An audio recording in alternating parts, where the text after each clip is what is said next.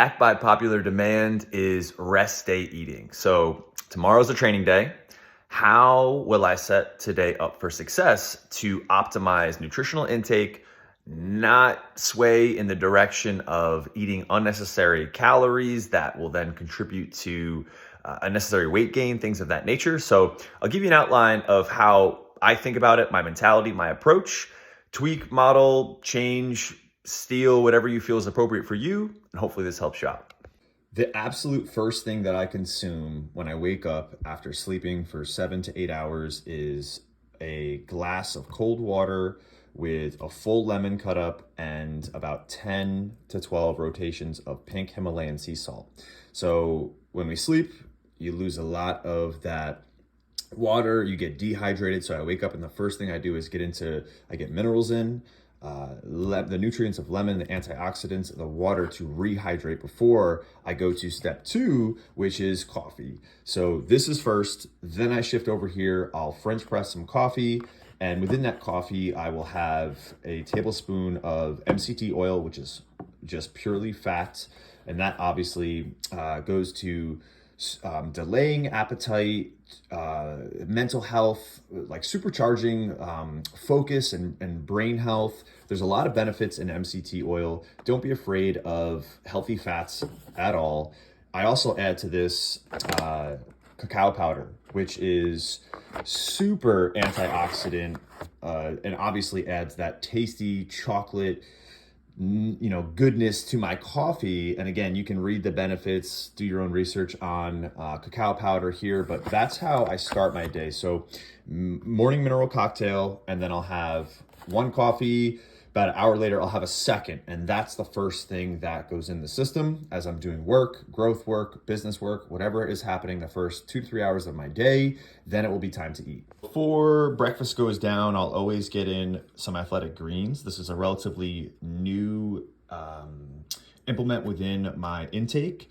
I recently found vegetables for the longest time were just not agreeing in terms of my GI. So I did an experiment probably about 6 months ago of what would life look like eliminating vegetables. And I know that sounds crazy.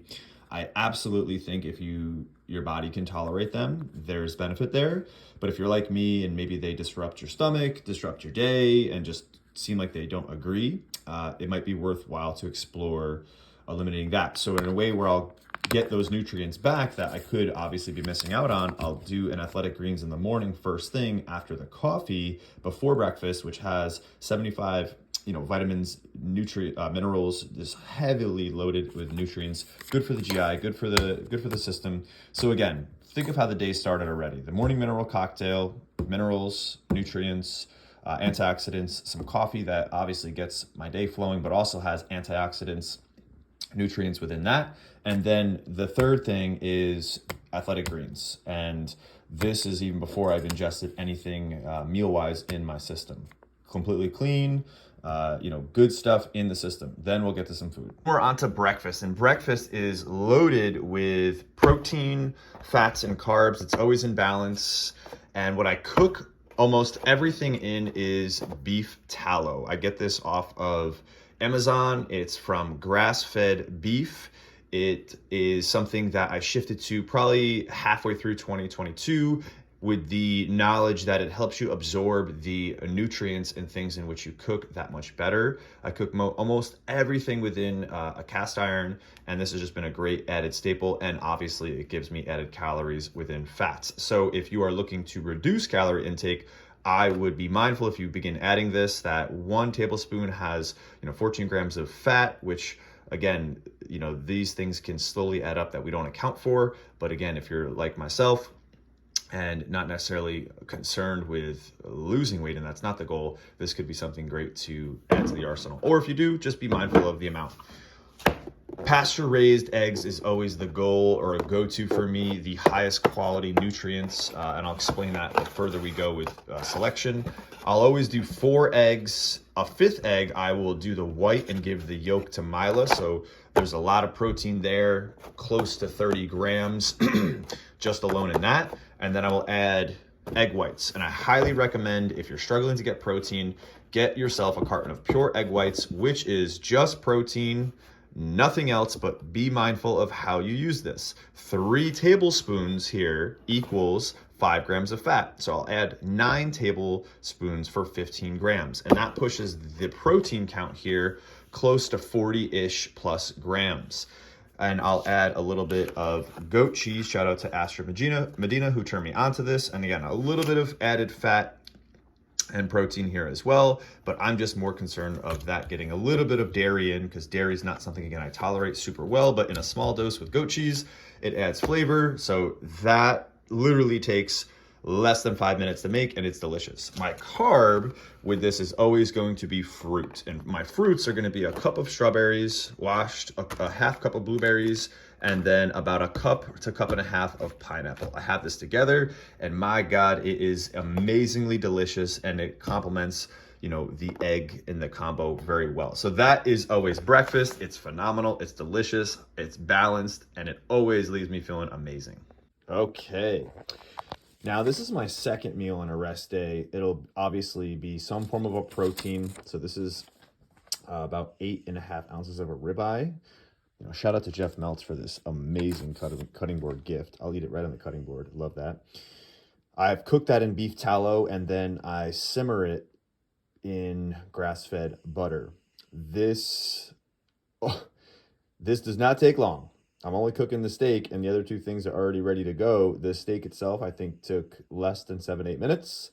So again, all meals are extremely time efficient for the most part. I'll always drink water with lemon with my meals.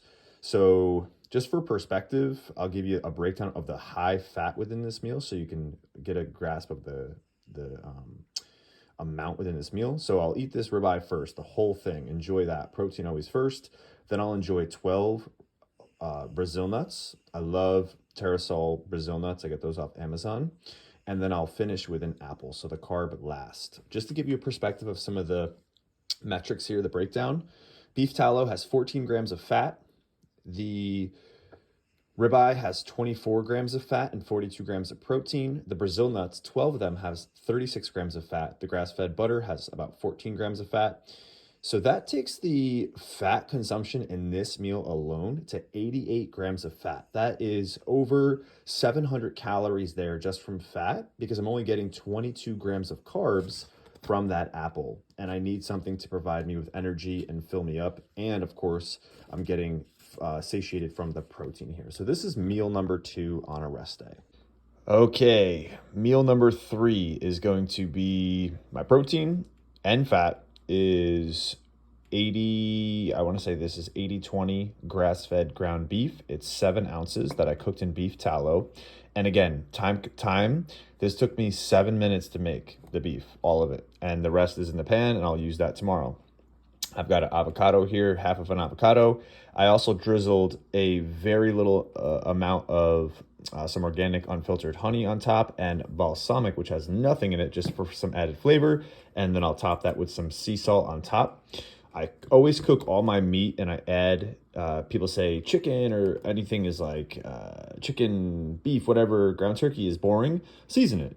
And this is a seasoning that I like on top of my meats.